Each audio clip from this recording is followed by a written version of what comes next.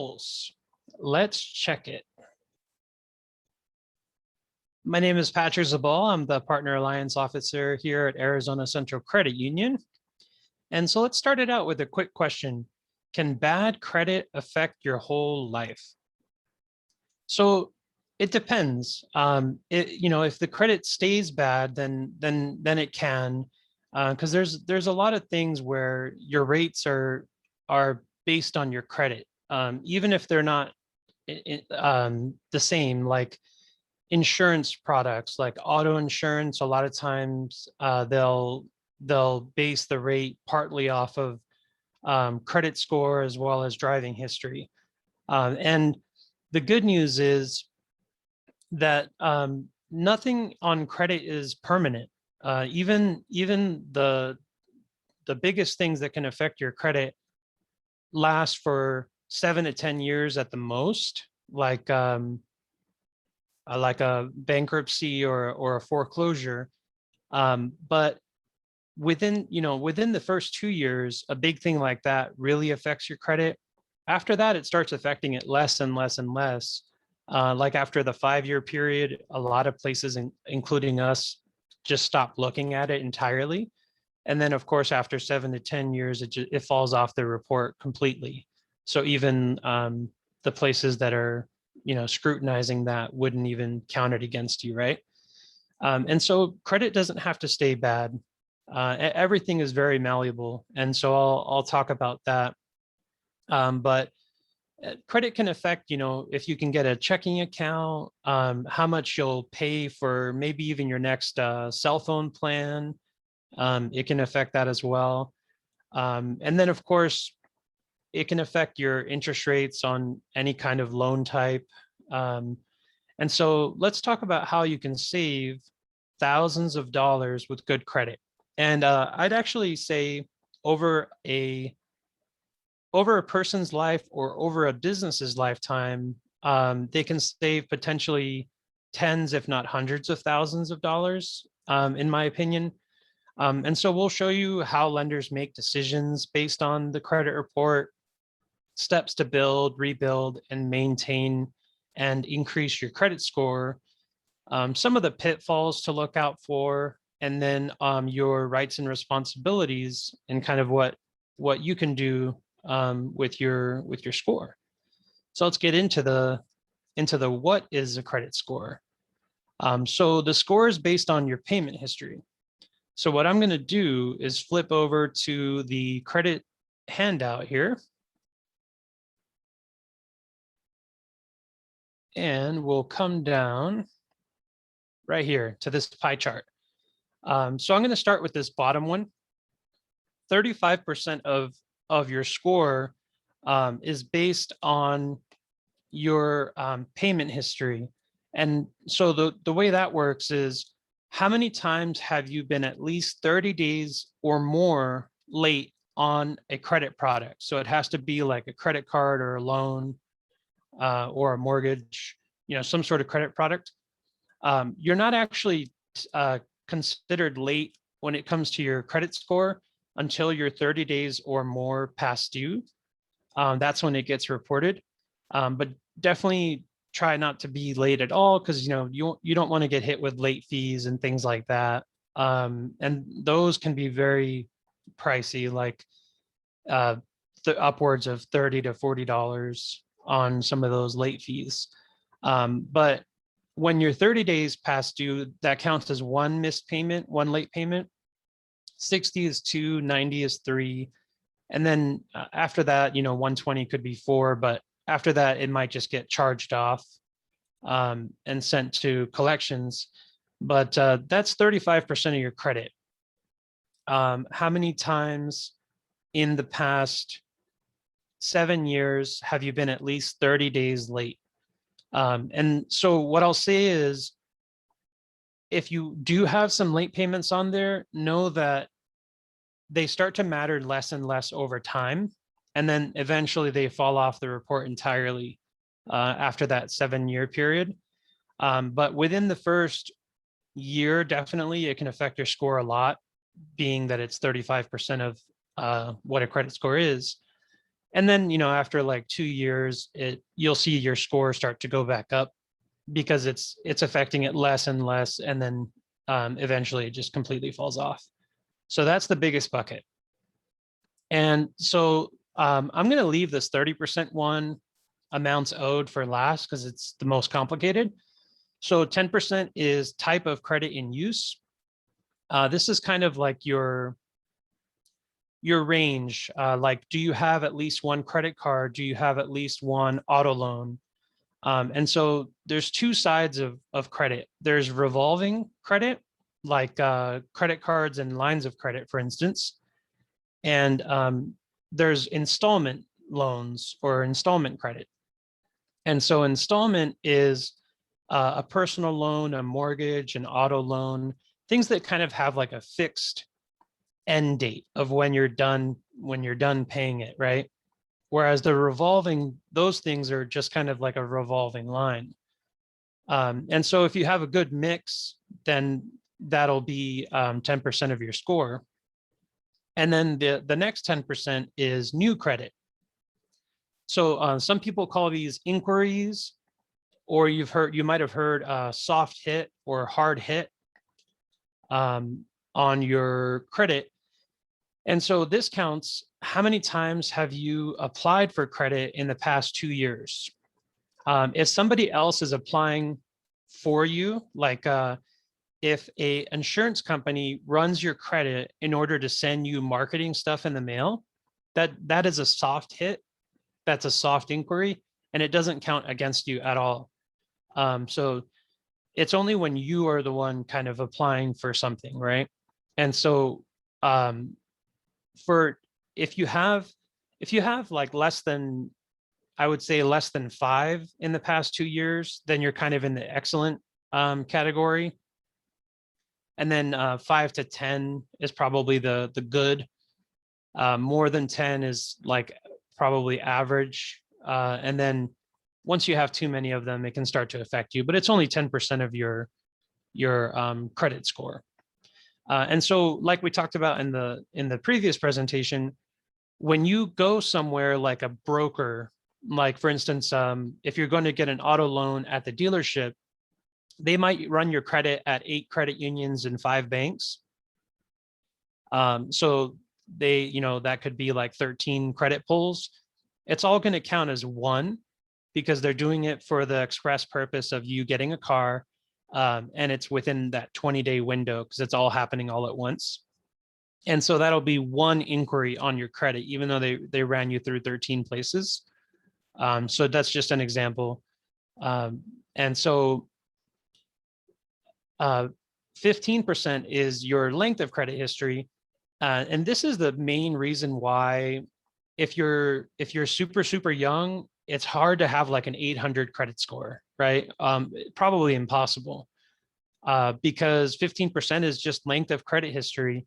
If you've had credit for less than 3 months, you basically don't have credit. And then 3 to 6 months, you're brand new. 6 months to 2 years, you're somewhat new. And then after that, 2 to 5 years, then you're kind of in the good category. And then, 5 to 10 years is the great category. So that's 15% of your credit is just how long you've had it. And so here I'll talk about what happens when you close down a credit card. So if you have, let's say you have student loans from when you were 18 years old, and then you have a credit card from when you were 18, and older products, right? And then you have a bunch of new ones. So closing the new ones is a lot less of a hit to your score because the way that length of credit history works is just when did you open whatever you opened, and it averages everything. So if you open something 10 years, that something has 10 years of age, and then you just open something brand new, and that's all you have on your credit, then you'll have an average credit length of 5 years, right? Because we're just taking in the average of 10 and brand new. And so what happens is, if those student loans are completely paid off and gone off your report, and you end up closing that credit card that had, 20 years of history, that's when closing a card can really affect you, because it can drastically shorten your length of credit history, right? And so I'll definitely talk more, most likely in the Q&A section about that if somebody has further questions, but we can definitely discuss the effects of closing cards down. So let's get into this amounts owed bucket here, the 30%. So this is where I like to say that we have the most control over our credit score. Because from what you've heard so far, this bucket down here doesn't, it's a 7 years thing, and then this one over here is in the years as well. Well, amounts owed, that is called credit utilization ratio. And so what that is you add up all your credit cards and lines of credit, things that are revolving, and then you figure out how much you owe compared to what the limit is. So let's say you have 4 credit cards and a line of credit, and they all have a $2,000 limit. That means you have $10,000 in credit limits. And if you're using 5,000 total currently, then you have a 50% usage, right? That's how much you're using, is 50%. So where you want to try to be is as low as possible, as low as you can afford on the usage of your credit cards. But the goal is below 30% is good, below 10% is excellent. And then, of course, being at 0 is fine, because then you're also avoiding paying interest on these cards. And so what's really nice about knowing that information is this reports very, very quickly, within about 45 days.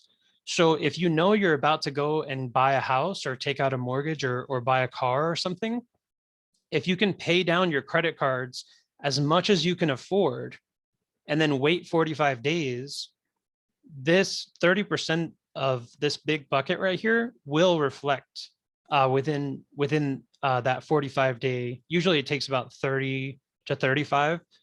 And it will reflect in your credit score, and your score will shoot up.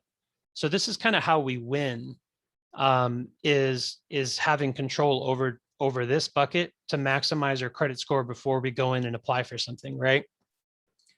And so, and I don't want you to like clear out your, emergency fund to pay down these credit cards, because that's not what I'm saying. I'm just saying, like, if you're at 80% usage, where you're using 80% of your limits on your cards, if you can get to even 60 or 50, that's big, and that's going to shoot your score up a lot. So everything's relative. If you're completely maxed out on all your cards, then getting that down to 70 is going to really help your score.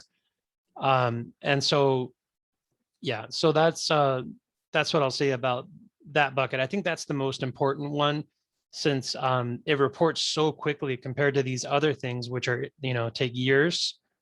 And so let's get back to the presentation here. Oh yeah, I'm going to scroll up here. So I'd like to just show you how the score impacts your loan, because we've talked a lot about the credit score here. So these are some examples of a $20,000 auto loan.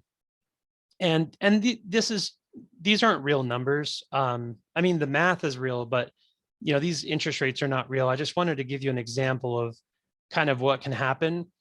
And I should have put a fourth example of like a nightmare scenario here, but so if you have a 700 credit score and the rate ends up at 1.99, your monthly payment is $350. And for that 20,000 auto loan, you'll pay $21,028. So if we get down to the lower scores here, with a higher interest rate and a higher payment, you can see that the cost difference, this one costs $796 more. And then between scores of like 669 to 620 at a 6.99, you end up paying 1,931. And it gets much worse because in Arizona, the top interest rates on auto loans can go into like the 30s, into like the 30% per year, which is crazy. I mean, obviously the credit union doesn't charge that, but yeah, so you can see, because if somebody was paying like 20% rate, then the monthly payment would, if we had this nightmare scenario bucket here. So the good news is you can refinance out of bad loans like that. And that can really help a lot, because, you could have a loan where you're paying $20,000 to take out a 20,000 auto loan, right? And so you definitely want to refinance out of that situation. So this is kind of how your score can save you money here. So I'm flipping back to the presentation and to talk about your credit report. And so I'll discuss how to check your reports at the end here. But your credit report, you can quickly tell which accounts are open and which are closed. You can see if you made any late payments. You'll see the 30, 60, 90 that we talked about highlighted on the report. And you can see if credit companies have pulled your credit report, like how many soft hits or hard hits that you have. And also you can protect yourself from identity theft, which we'll talk about in the next presentation.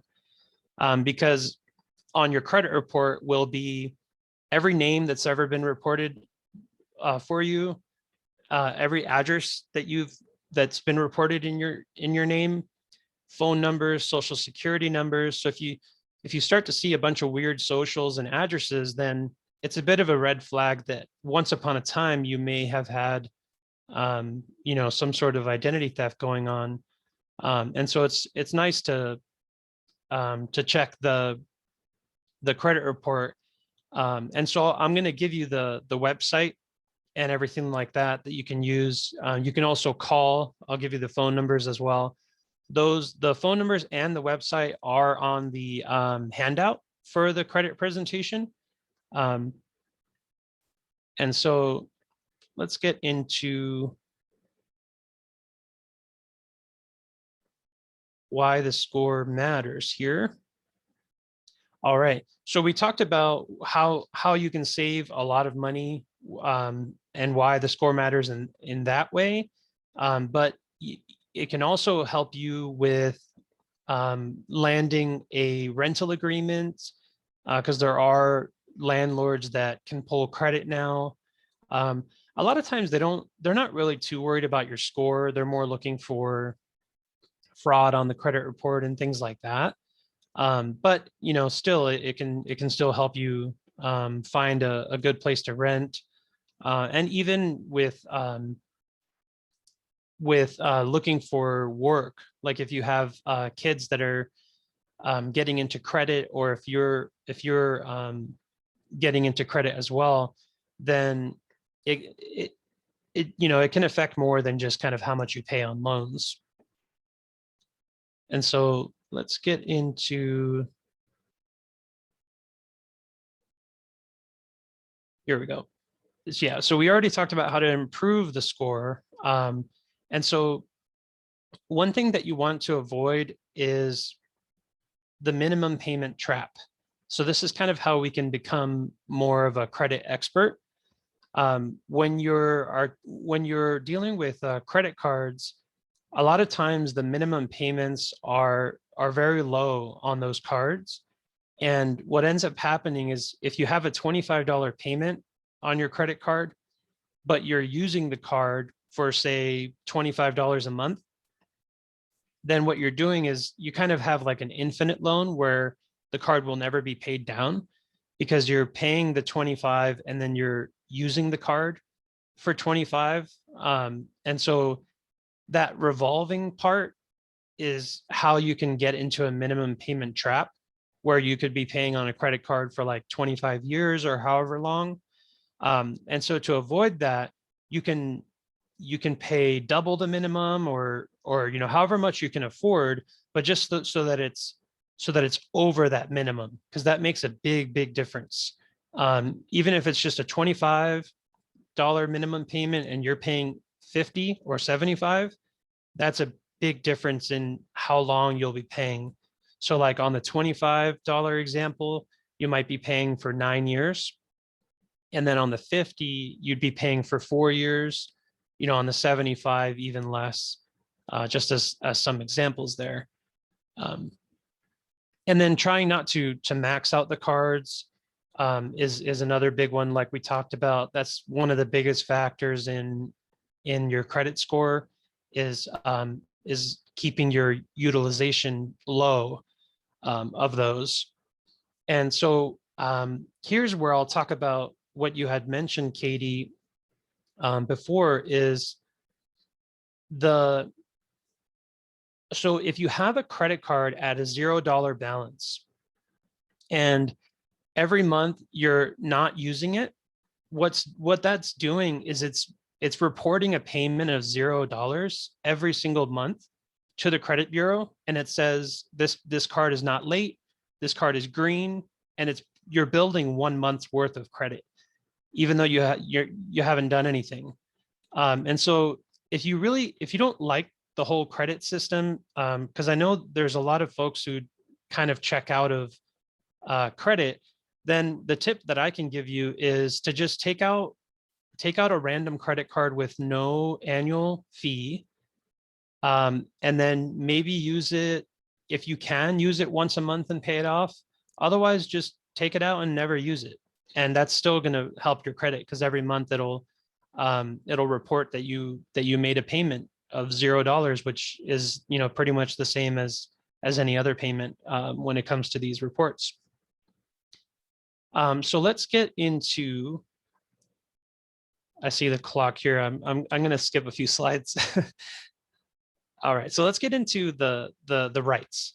So annualcreditreport.com and is a great way to check your credit report.